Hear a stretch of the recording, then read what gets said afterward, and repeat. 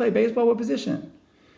And I dismissed it, Pax. I didn't talk about it. And the people who knew me were like, do you realize how important that part of your journey is, man? And I'm like, yeah, I just didn't like all the other guys who all they would do is introduce themselves as baseball players and only talk about baseball and like they had nothing else. You got something to offer because the skill set and what you learned can help other people in their current job, in the mindset work that you've done. You can help people, man. And when somebody told me I can help people and I was being selfish for not talking about my story, unlock. Thank you so much for tuning into another Cool Down Conversations. Today's guest is Charlie Ruiz. He's a former professional baseball player and now leadership performance coach. He shares his story with us and how we should share our story and our experience to help unlock the potential in others. Tune in for a great listen. But I heard something amazing. The reason why I brought this up was, sometimes as athletes, we can get caught up in like, if I'm not doing something, I'm losing or I'm failing.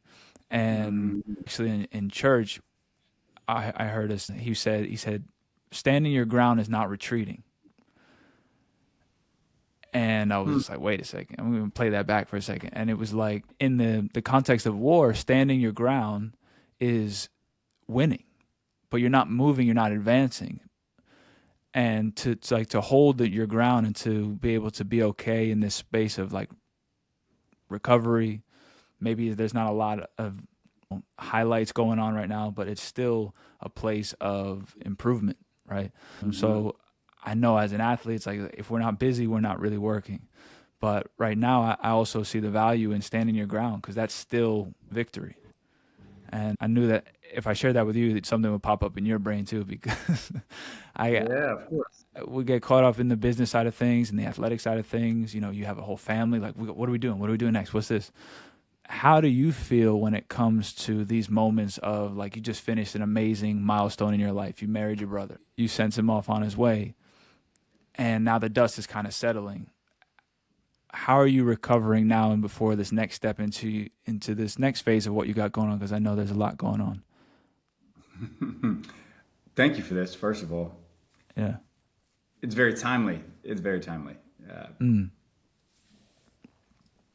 This is a day, the next 2 days, especially this weekend, is going to be my standing my ground because it has been full bore for 2 or 3 weeks. And I think seeing it all come to this moment on Saturday, right, with my little brother, best friend, being around all my like loved ones and just elation, right? Just elation.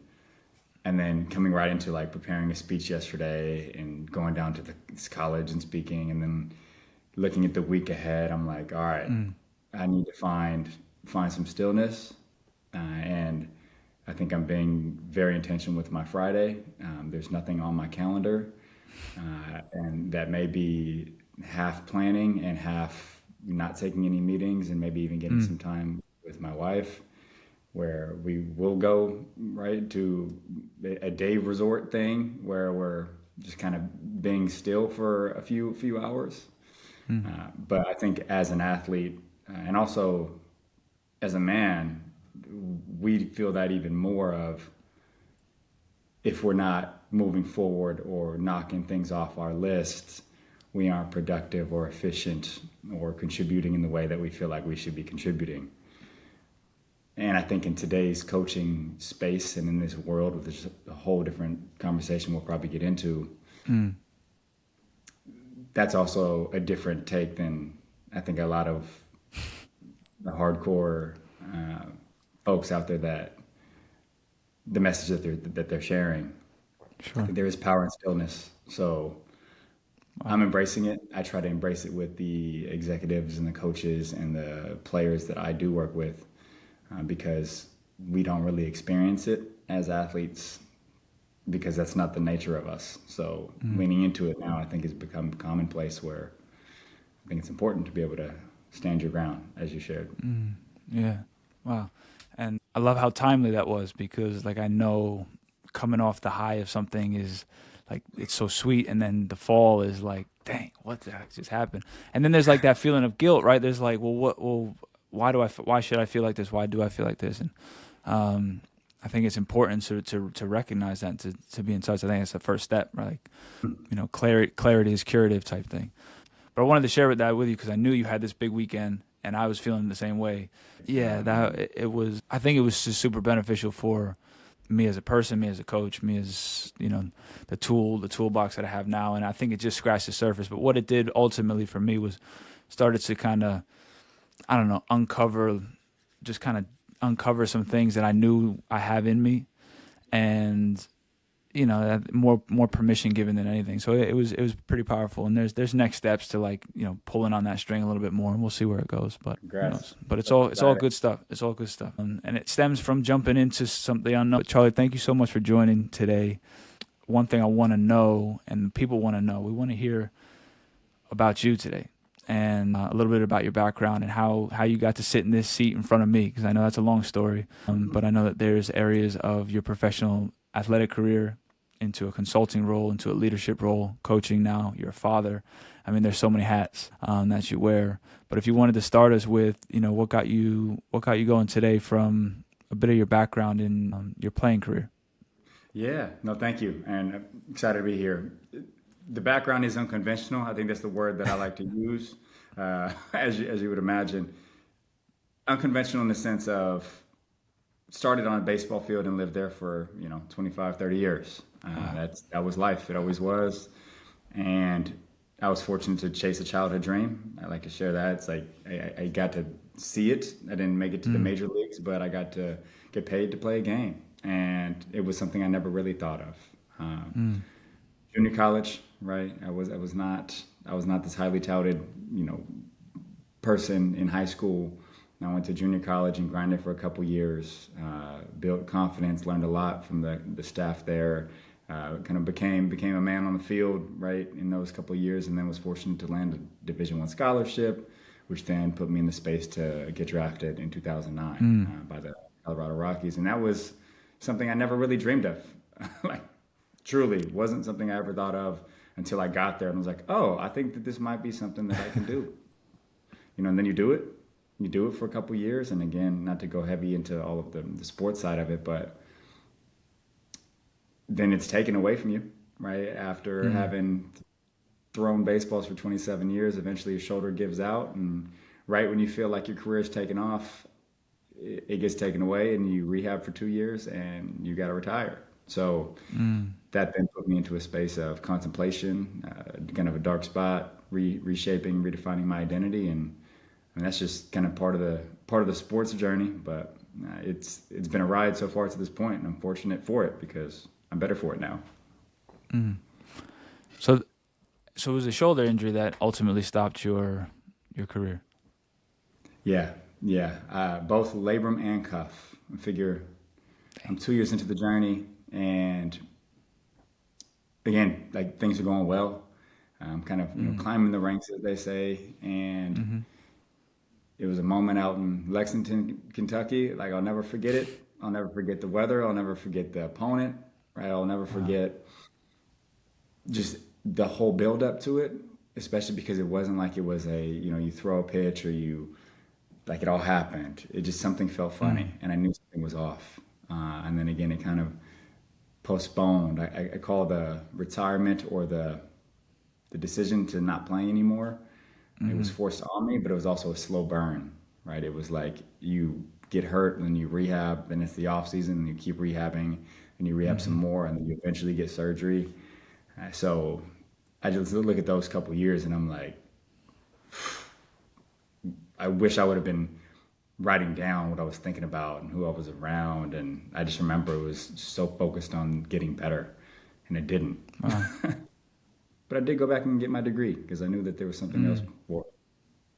That's so funny. I mean, talking with so many athletes, I mean, like, there's that prolonged space that you talk about, like when there's an injury and something's off or your body's not performing the way that it was. And we hold on. Like, for me, it was COVID, actually. I mean, when COVID hit, I was playing in Sweden. Everything shut down. I came home. Contract was done. And I was like, dang, that didn't feel right. Like, I didn't leave the game on my own terms. Like, that's not cool. So then I went back to Costa Rica for a season and had a trial out in Phoenix with a team and tore two ligaments in my ankle during the trial. And I was still like, and I knew, Charlie, at that time, like, this is different. Something's not right. And I remember I called my dad. I was bawling, man. Like it was such a corrupt thing that happened. Like the agent that brought me out there, I haven't heard from him since. The club that offered me the trial just basically said, thanks for your time. And that was it. And I was literally in the middle of the desert. Like, couldn't get anywhere. I couldn't walk. It was bad.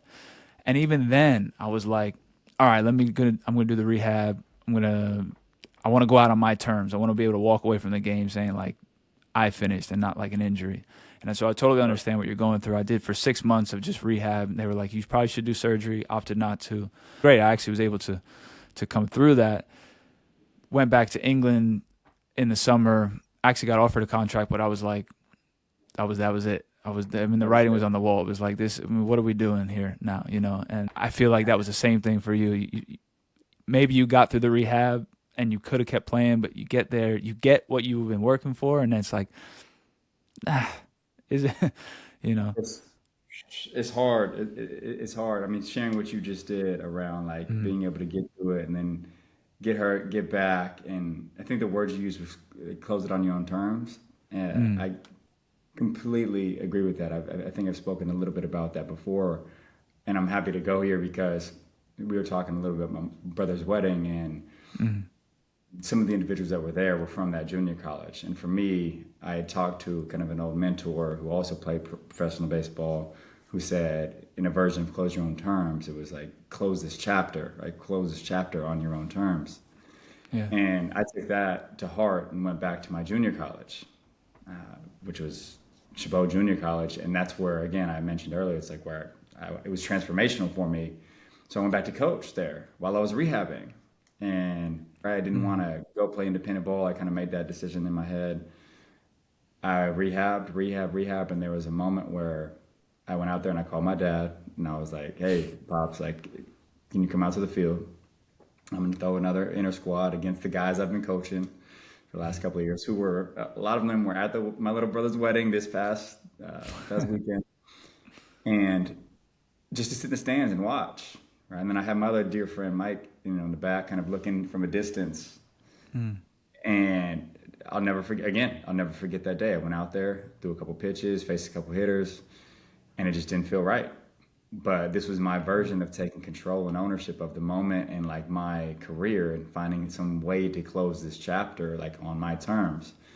And it just happened to be at this junior college. And I walked out, right? My two coaches, the head coach, pitching coach that I had, gone to battle with for a couple of years, looked at me kind of like a nice little head nod.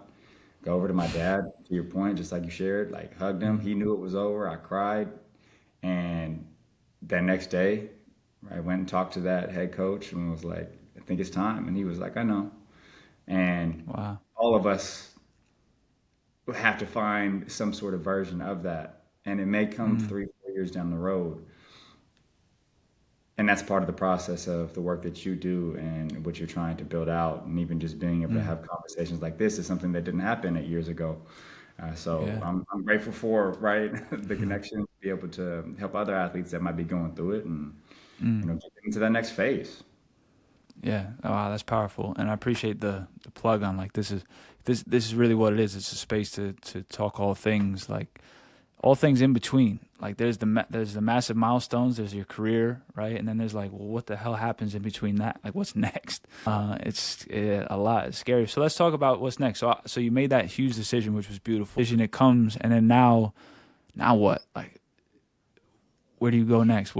Who do you become? What's on the agenda? Like, what was your next step? So we talk about what was in between there, from the decision to what was next.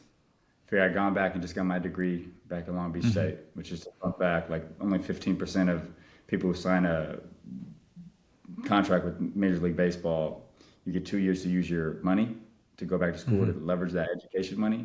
And a lot of guys will sign as juniors or seniors, and they don't go back and finish school. So if you're one of those guys, go back and finish school. Go use that money. It goes back in the pot. Go use it. Yeah. But through that time, it was like, all right, what do I do? First one to graduate college in my family.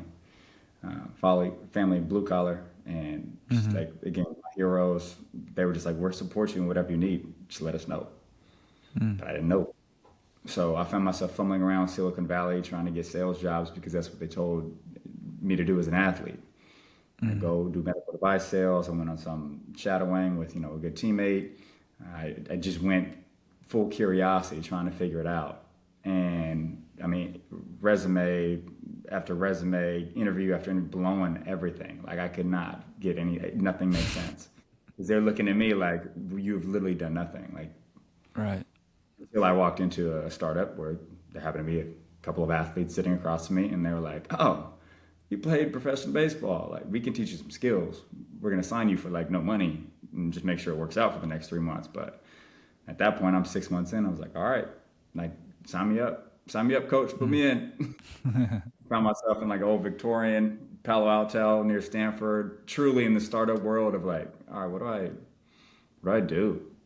Mm. And again, like we do it as athletes, we let the external people tell us this is exactly what you do. Like, come on, coach, tell me what to do. Right. Whereas, like in business, right, in this space, it's like, no, you got to kind of go get it in a different way. You got to be proactive in these different ways. You can't just depend on all this guidance and structure. And I'm like, well, I've lived with guidance and structure for like 25 years. So that was a big awakening for me. Something I haven't really Mm. talked about, but like that was a big awakening for me where it's like, oh, like what you think you know is not the truth anymore. So go figure that out. Wow. Yeah. And then when I think about when I evaluated that, I had to start asking myself, what do you want? And then it took a few years, a lot of lessons of things aren't going to be laid out for you. And I fumbled around for probably 7 years. I eventually landed a good job managing accounts for another startup after playing the big Mm. corporate game and then transitioning over. That's a whole other story. Happy to go there if you want. But eventually found, okay, I'm in this kind of sales, customer account management kind of environment. This is more my speed. I could Mm. nurture, I can build relationships, and I think if I am going to be in the sales environment, this is the type of environment I like to be in. Mm. But that didn't last too long either. We get a lot of the same spiels too as athletes. It's like, oh, you're an athlete, you should go into sales, and it's like, what the fuck? Like, what does that mean?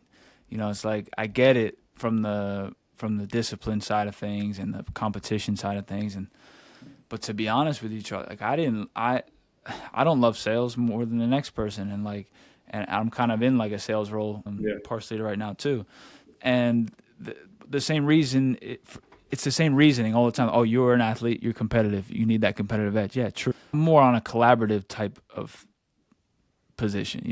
From an athletic perspective, I'm more like the team's approach, as I get not so much on the cutthroat, like I put you down so I can get ahead type thing. And I would struggle with sales a lot because I would be like, yo, why is my team not eating too? Why aren't we doing this together? Type thing. And I don't think that there's a one cookie cutter approach for athletes in the sales world, like when it comes next, because everybody is how. All right, put this into a perfect example on your baseball team. So your catcher, you could probably be a little bit more straight to the point with because you're Oh yeah. working with them every single day, as opposed to, I don't know, your best like hitter or your outfielder, your star person, right? Like, because maybe their ego is a little bit more gentle, but they receive the information differently, right? Like you could talk to your catcher and be like, "Yo, we're fucking up right now. What are we doing?" Or your first baseman, you had to maybe coddle a little bit and say, "Hey, you missed that play, but next one we're gonna get." And it's the same thing in the business world. I know as an athlete on my team, and when I got into a leadership role, how I spoke to my left back was completely different. How I would speak to, my striker who had like a terrible attitude, but I knew he could score goals. Like I needed him to play really well, and I kind of coddle him a little bit. And it's the same in the sales world. The cookie cutter approach of every athlete should be gung ho, fast, driven, crushing sales is like it just doesn't work. Something falls through the cracks there, and I think that we lose out on a lot of potential because we think, oh, athlete, they're gonna grind. Athlete, they're gonna get this done quick, and it's like everyone receives information differently, and I know that as an athlete, that was true. How did you find that when you got into that role? And also my now coaching firm and business. I understand the competitive discipline that it requires to be in sales, right? You got to have tenacity, willpower. I get that. Sure. I think the modern day sales approach and the modern day kind of sales professional, there is this side of empathy and servant leadership and collaboration that is more needed. Just like the modern day coach, right? It's less cutthroat, it's less beat your teammates. And to your point, I remember going into sales meetings with specific, managers, and it was like, you got to be top dog. You got to be like, I'm like, we're missing the point here. Like, that's not what I'm here for. Right. And I mean, we're talking at big corporate, at small companies. We're talking like, a giant tech company where that was the whole mentality. And although I respect it because I was an athlete, I was like, that's where I'm built different. Like I want all of you to win. And if the only message I'm hearing every single day is beat your common man that is on your team, then again, we're not gonna, this isn't gonna work because you're not understanding or seeing me, just like you just mentioned with you seeing your players. Like you're not seeing me. And maybe that is why I fumbled around for a couple years in sales, in a hunting role. It's not how I operate, and it won't be Right. how I operate. And I think it was identifying that within myself and then allowing, again, that space to be like, no, this is how you, Charlie, operate, and that's okay. You don't have to be the cutthroat black book salesman, traveling for 20 years and doing it. You can do it your own way. And then I just kind of kept reminding myself, like, that doesn't mean you're not a good salesman. And I remember this too, as I remember this, man, senior leader had that bravado like that. He was a sales guy. And as I left to go join this coaching firm that we'll soon talk about, I remember leaving that office. And he looked back at me, and I didn't really talk to him at all because again, it wasn't my cup of tea. He goes, "Hey," and I was like, "What's up?" Thinking he was going to give me some snarky like response. He's like, "I just want to let you know that this whole sales profession, you can be really good at it, and also you already are, but I think you know that." And then I kind of just walked out, having not closed $1 million business or $1 million deal, or like having not all the accolades that a salesperson would want to be able to say they accomplished it. But I do think about him telling me that. And then now being able to talk about it with you here, it's like, yeah, I think there's a lot of what I learned in those days, even not winning the championship.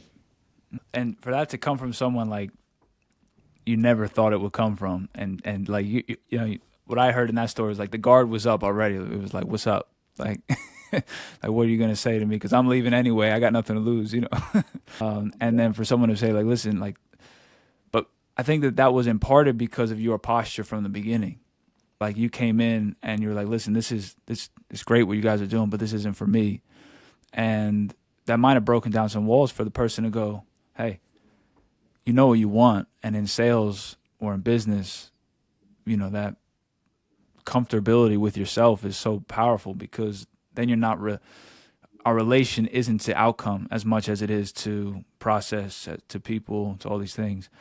If we know who we are ultimately, like when deals fall through, okay, we still have that posture. When people are snarky towards us, hey, it's not them, it's not us, it's them type thing. So, but I think that Yeah.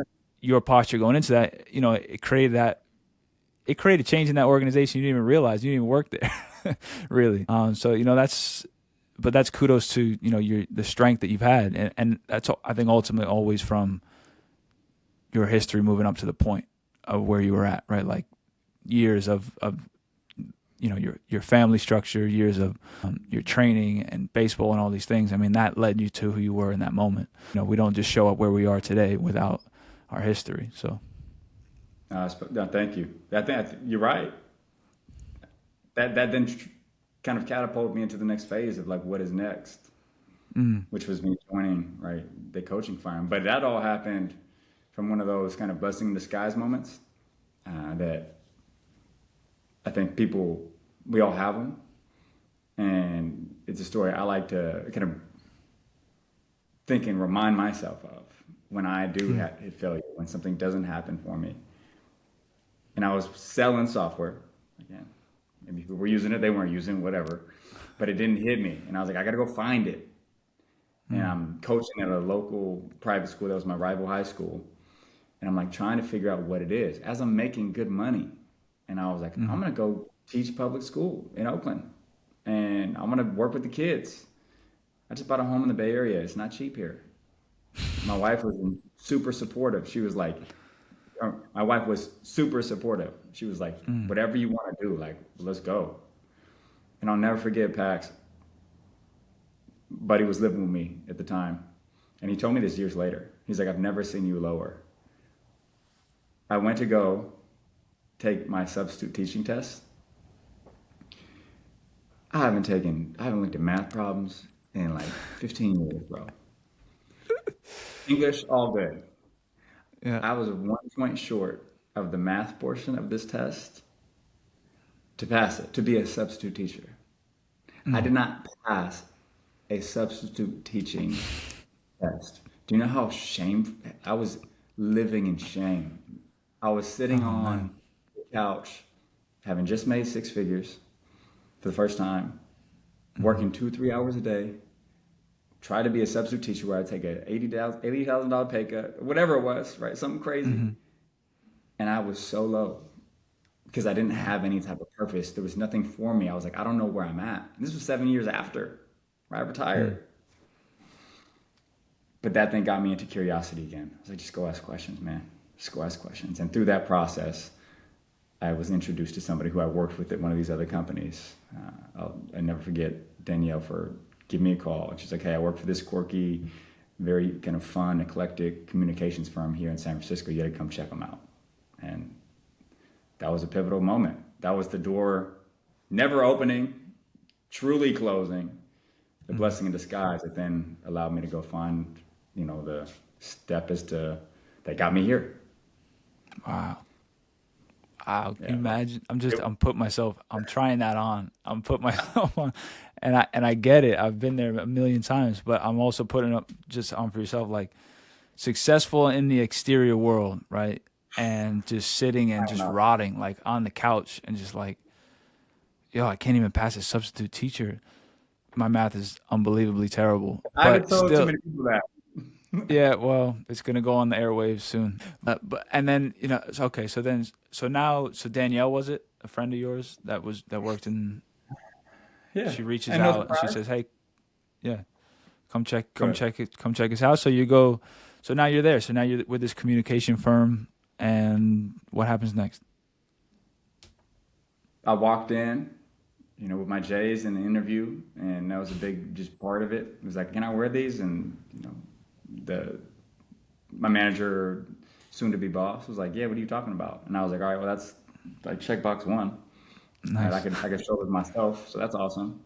And then if I were to just fast forward, at least initially, let me back up. I go through the interview, Jay's on, approved. I'm in the process of like having my first child also, Wow. right? So there was a lot to where I was like, I'm gonna join this company, but hopefully it works out. And sure enough, I walk in, start, and I immerse myself in what they did, right? Leadership development, one-on-one coaching, group training, content development, all things leadership communication. They threw you in front of the room, Pax, and like gave you all the stuff and said, go like study this. And and you talk about intense, probably a lot of the work that you've done in the last 6 weeks in your class, where you're in front, it's vulnerable, you're learning, you're around heavy hitters, and they are phenomenal at their job. And I was like, yo, like give me goosebumps thinking about it now. I was like, I haven't felt this in a minute. This kind of like adrenaline, like, oh, what is this about? Then I had a quick pause because my firstborn was born, and then I came back and I was just immersed, and I had support. I had I had a counterpart, a good buddy, right, Danny, who was going to bat with me. Imagine having like a battery mate show up and you're like, oh, like Yeah. let's go do this together. And then you had the person training you, right?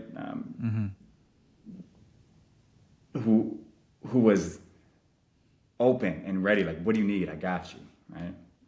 Her name is Judy, and she just was like, I got you. Like, let's do this. And I just immersed myself in the curriculum.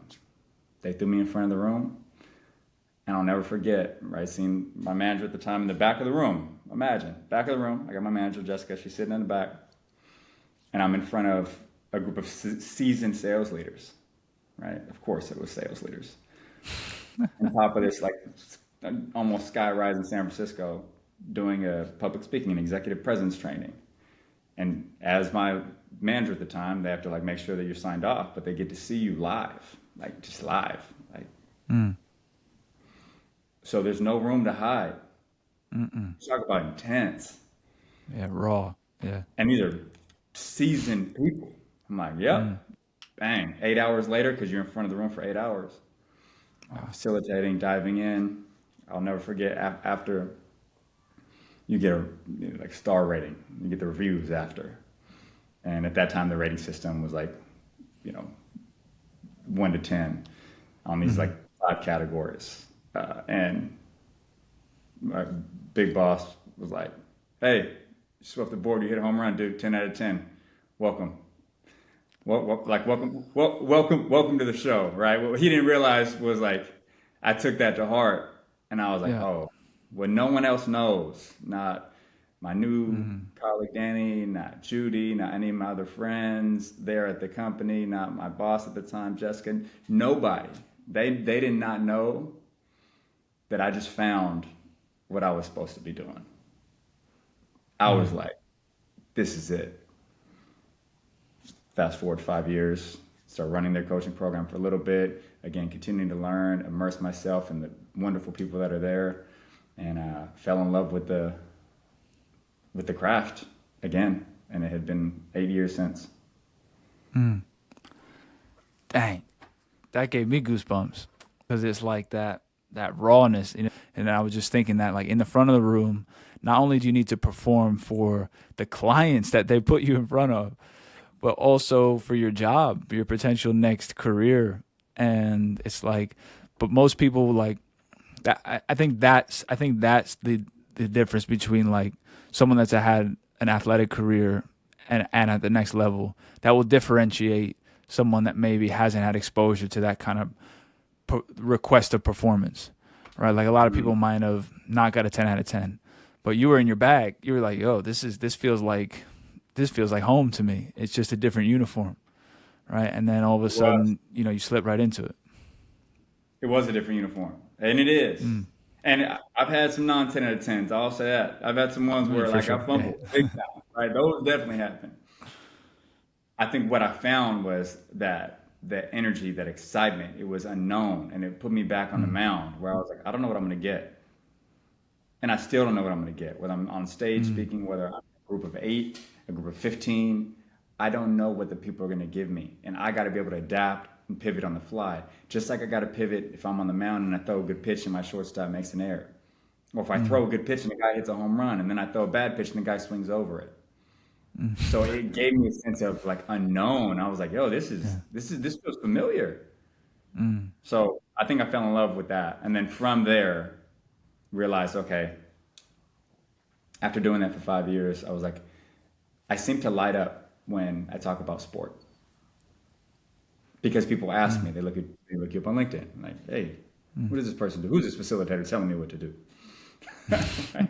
And then they're like, hey, a couple of people are like, it looks like you play professional baseball with the Rockies. Oh, when were you there? Oh, I got a cousin who played. Or, oh my gosh, you play baseball? What position? And I dismissed it, Pax. I didn't talk about it. I was like, I don't talk about it. But I would talk about it.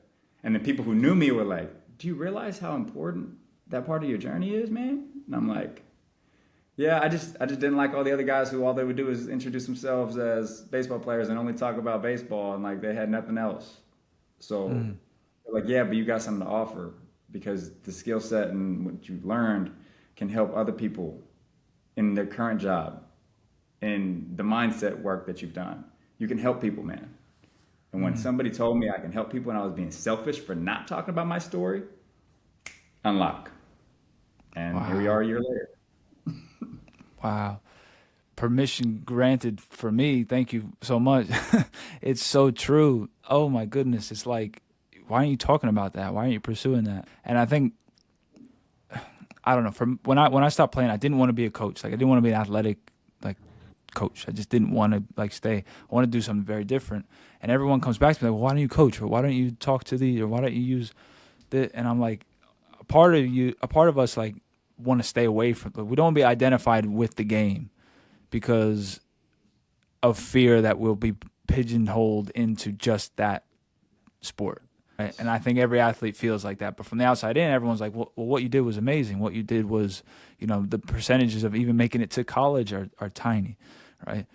And we don't see that like that. We see like, well, I don't want to be Paxton the footballer or Charlie the baseball player. Like, but what you just said around like, that story has value to free up other people. Yes. It's not so much about the game. It's about your story. The game is just a piece of the ingredient, like in the whole cake. So that for us to not share that is actually quite selfish. So thanks for giving me that second bit of permission there, for sure, yeah. Because I'm point in that in my life too. So now you've gone that. I mean, you've been with that company for a long time, but now, based on what you just said, you're, hey, I got to share this story. What are you doing with that now? Yeah. So, forever grateful for them opening the door and giving me that opportunity to kind of learn and see that this was something that existed in the world. This was a profession. And then after doing that for 5 years, I decided, you know what? I think I want to be able to merge my worlds of this kind of communication background and this performance lens in professional sport. Kind of mold the mindset, the discipline, the communication as a coach, as a player, right, as a leader on the field, and just kind of merge my worlds and create a coaching firm that does a lot of the same work. Except I am working with maybe some professional athletes, professional coaches, and still working with seasoned professional sales leaders in sport, working with CEOs and executives of these companies. What I realized was, over even just this past year, after kind of launching a soft launch of my business, I seem to really enjoy the work of the people who are arguably more disciplined than me. They not only are a CEO, product leader, sales leader, so they have their charter, what they need to do, but they're also, you know what, I want to be a better husband, a mother. I want to be a better friend, a teammate. I want to be a better coach. Whatever they want to be, they want to optimize all areas of their life. And for me, I fell in love with that because that goes back to me fighting against my identity of just being a baseball player. I'm like, good. Because those are the people that understand we are not just our job. And I think today, when I think about what's needed in this specific industry, there's two parts. It's one, permission for that executive to be able to go get time with their kids and be present. And then also be able to share that message with their team. So you're creating that culture so that they also know that my leader has my back. You see the best sports coaches in the world do it. The Steve Kerrs, the Popoviches of the world. The term player coach exists for a reason. Why can't executives in tech or in big business do the same? That's where I feel like I can come help and make some impact. Yeah. Player coach. Player coach should be like a title now for everybody. If you're in a position of leadership, like player coach, like get you must have been involved at some point, and now you're in that role of being a coach, and it can fit into really any industry when you look at it. I mean, ultimately, a sports organization is just, if you can run a sports organization well as a coach, you can run any organization. Someone did a study like Jurgen Klopp. He's a massive Liverpool. Yep. He's the manager of Liverpool, and they were like, he could walk into any Fortune 500 company and run it smooth, right? Like, there's obviously other factors that go into it, but he could be a CEO because of it's the same process, right? Like, there's everything you spoke about: communication, discipline, all these things. It's no secret that athletes are heavily sought after, but now your version of it, Charlie, is, it's not my identity, just the sport. It's who it created me to be within these organizations. And now I want to bring that back into, want to bring that life back into the world, the world and the business world where it can be kind of meh. Sometimes like business is like, yo, this is Yeah. like get some life into this thing. This can be fun. This can be this can be a game. We can have some fun with this. It doesn't got to be so Yeah. freaking rigorous, man. I think that's where I it's put at. up. Yeah, I agree with you. So now you've got two girls, right? There's two little girls. Yeah. Two little girls.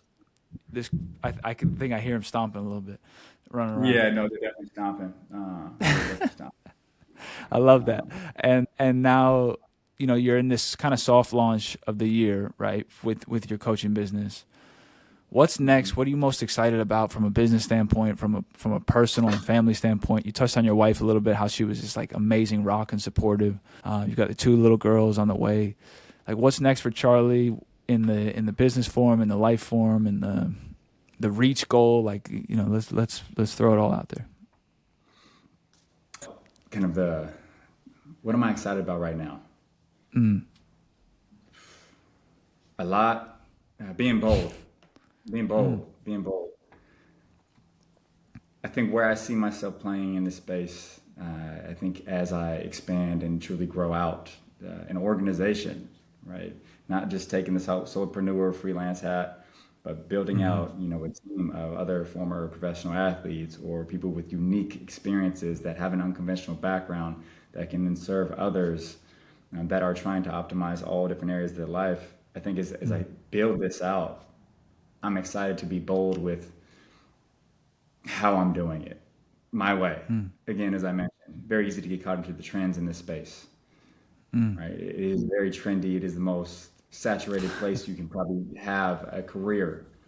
And Yeah. all while that is the truth, I also know that there's a reason in how I'm doing it. There's a reason to why I'm doing it. And I'm excited to be able to put that message out there even more. And I think that's where the connection comes in for me, right? CLR connection, clearly CLR, those are my initials. But it's being able to connect to the stories and who you are as an individual, and then to be able to translate that not only as a reminder for yourself, but for your team. And if we're a collection of stories, how are we connecting to it?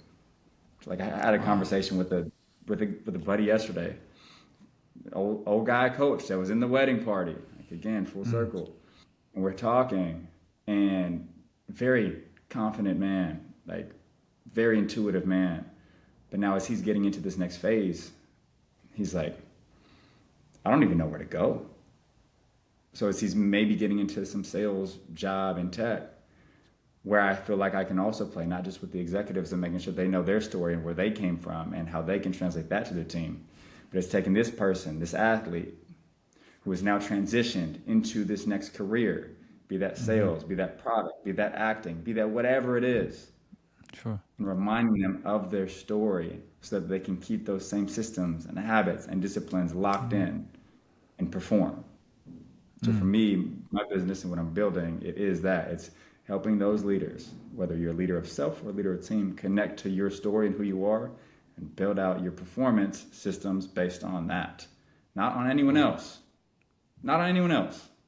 We've been doing it a long time on everyone else's watch. What works for you? Let's build that out. Let's program that. You want to share that with your team? Great. We can do that. You want to do that for yourself? That's where we're going to start. And that's what I'm excited about building. A coach and a suite of coaches that can do the same thing with me. Being bold, and we're all a collection of stories. I love that. We're all a collection of stories. And it's like, well, how do we put our story into our work? And that's powerful. That works in every walk of life. Charlie, man, thanks so much for jumping on and just being an open book. I can rock with you all day, man. I love talking with you and hearing your stories. But I'm going to give you permission this week to deload as well. Just like your sign says in the back, less is more. And I think that's the motive for this week. But Charlie, thank you again for jumping on today, being an open book and pouring your heart into this and into your family and into your coaching practice. I know for sure that success is just around the corner, as it's already here, but there's even more on the way. So thank you again for jumping on. Appreciate you, Pax. Right on, man. All right, brother. Talk to you soon. Yes, sir.